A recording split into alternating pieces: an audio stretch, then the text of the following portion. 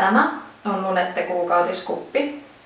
Sitä käytetään tampoonin tapaan kehon sisäpuolella kuukautissuojana, mutta kuitenkin vähän eri tavalla. Kuppi taitellaan 4 kerroin näin, jolloin se on helppo laittaa sisälle. Kun kuppi avautuu, se muodostaa alipaineen, joka pysyy tiiviisti emättimien seinämissä. Kuppi ei pääse vuotamaan ohi.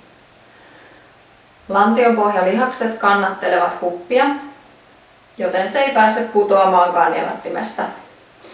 Kuppi joustaa liikkeidesi mukaan ja kerää kuukautisvuodon.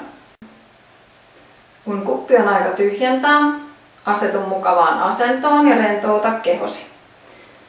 Kuppia voi tuoda lähemmäksi antennista, jolloin saat hyvän otteen kupin pohjasta. Purista pohjaa hieman kasaan, näin alipaine vapautuu ja kuppi on helppo tuoda ulos. Tyhjennä kuppi, huuhtele se kylmällä vedellä ja pese pesunesteellä ja lämpimällä vedellä. Sitten voit laittaa kupin takaisin paikalle.